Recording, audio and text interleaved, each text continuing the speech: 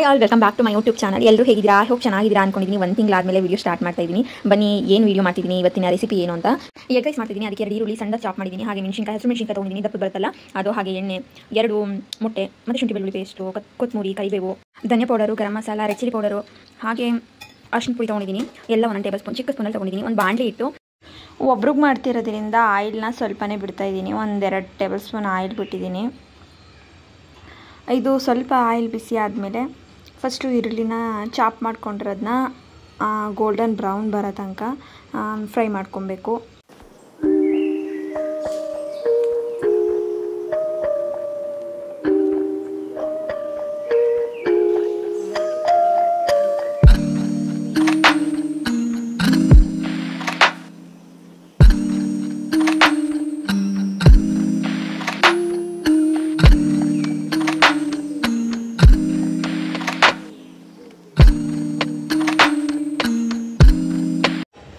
Capsicum ಈರುಳ್ಳಿ ಒಂದು ಸ್ವಲ್ಪ ಬೆಂದಿದ್ದಾದಮೇಲೆ ರುಚಿಗೆ ತಕ್ಕಷ್ಟು ಉಪ್ಪು ಇವಾಗಲೇ ಹಾಕ್ತಾಯಿದ್ದೀನಿ.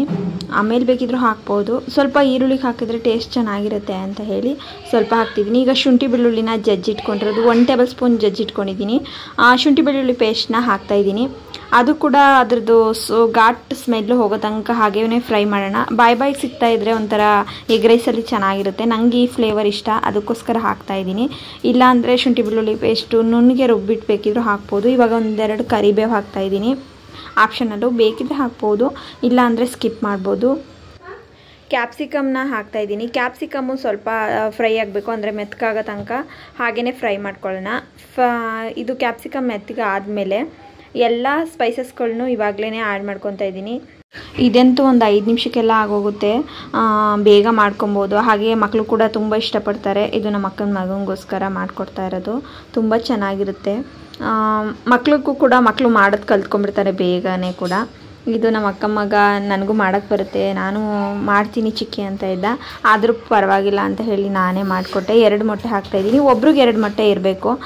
ಒಂದೇ ಮೊಟ್ಟೆಲಿ ಮಾಡ್ಬೋದು, ಅಂದರೆ ಅಷ್ಟು ಚೆನ್ನಾಗಿರಲ್ಲ. ಅದಕ್ಕೋಸ್ಕರ 2 ಮೊಟ್ಟೆ ಹಾಕಿ ನೀಟಾಗಿ ಮಿಕ್ಸ್ ಮಾಡ್ಕೊತಾ ಇದ್ದೀನಿ.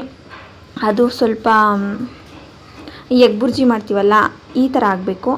ಈಗ ಅನ್ನನ ಕುಕ್ಕರಲ್ಲಿ ಇಟ್ಟಿಲ್ಲ, ಅಂದರೆ ಒಂದು ತಪ್ಪಲೆಲ್ಲೇ ಚೆನ್ನಾಗಿ ಅನ್ನನ ಬಸ್ತಿ ಎತ್ತಿಟ್ಕೊಂಡಿದ್ದೀನಿ. ಅಂದರೆ ಹುಡಿ ಉದುರು ಆಗಿರಬೇಕು ಅನ್ನ. ಇವಾಗ ಮಿಕ್ಸ್ ಮಾಡೋಣ. ಯಾವುದೇ ರೀತಿ ಸಾಸ್ ಹಾಕ್ತಾಯಿಲ್ಲ, ತುಂಬ ಚೆನ್ನಾಗಿರುತ್ತೆ. ಈ ಥರ ಒಮ್ಮೆ ಟ್ರೈ ಮಾಡಿ ನೋಡಿ, ಹೇಗೆ ಬಂತು ಏನು ಅಂತ ಕಮೆಂಟ್ ಬಾಕ್ಸಲ್ಲಿ ಕಮೆಂಟ್ ಮಾಡೋದನ್ನ ಮರಿಬೇಡಿ. ಯಾಕೆ 1 ತಿಂಗಳಿಂದ ವಿಡಿಯೋ ಮಾಡಿಲ್ಲ ಅಂತ ಕೇಳ್ತಾಯಿದ್ರಿ. ಖಂಡಿತ ನಿಮ್ಮ ಪ್ರಶ್ನೆಗೆ ಉತ್ತರ ಹೇಳ್ತೀನಿ. ಅದಕ್ಕೋಸ್ಕರ ನೆಕ್ಸ್ಟ್ ವಿಡಿಯೋ ಅದೇ ಮಾಡೋಣ ಅಂದ್ಕೊಂಡಿದ್ದೀನಿ. ಏನಕ್ಕೆ ನಾನು ವಿಡಿಯೋ ಮಾಡಿರಲಿಲ್ಲ, ಏನು ಹುಷಾರಿರಲಿಲ್ಲ ಅಂತೆಲ್ಲ ವಿಡಿಯೋದಲ್ಲಿ ಡೀಟೇಲಾಗಿ ಹೇಳ್ತೀನಿ ಏನಾಗಿತ್ತು ಅಂತ. ಇವಾಗ ಮಿಕ್ಸ್ ಮಾಡಿಕೊಂಡು ನಿಂಬೆಹಣ್ಣು ಹಾಕ್ಕೊಂಡು ಸ್ವಲ್ಪ ಕೊತ್ತಂಬರಿ ಹಾಕ್ಕೊಂಡ್ರೆ ಮುಗೀತು. ತುಂಬ ಚೆನ್ನಾಗಿರುತ್ತೆ. ಅದ್ರ ಮೇಲೆ ಹಸಿ ಈರುಳ್ಳಿನ ಹಾಕಿದ್ರೆ ತುಂಬ ಚೆನ್ನಾಗಿರುತ್ತಂತೆ. ನನಗೂ ಗೊತ್ತಿರಲಿಲ್ಲ ಈ ಟೇಸ್ಟು. ನನ್ನ ಅಕ್ಕನ ಮಗ ಹೇಳ್ತಾ ಇದ್ದ, ಹಸಿ ಈರುಳ್ಳಿನ ಅದ್ರ ಮೇಲೆ ಹಾಕ್ಕೊಂಡು ತಿನ್ನೋದು ಪಿಂಕಿ ತುಂಬ ಚೆನ್ನಾಗಿರುತ್ತೆ ಅಂತ ಹೇಳ್ತಾ ಇದ್ದ. ನನಗೂ ಈ ಟೇಸ್ಟು ಹೊಸದಾಗಿ ಟ್ರೈ ಮಾಡ್ತಾ ಇರೋದು. ಈಗ ನಿಂಬೆಹಣ್ಣು ಅರ್ಧ ಹಾಕ್ತಾಯಿದ್ದೀನಿ.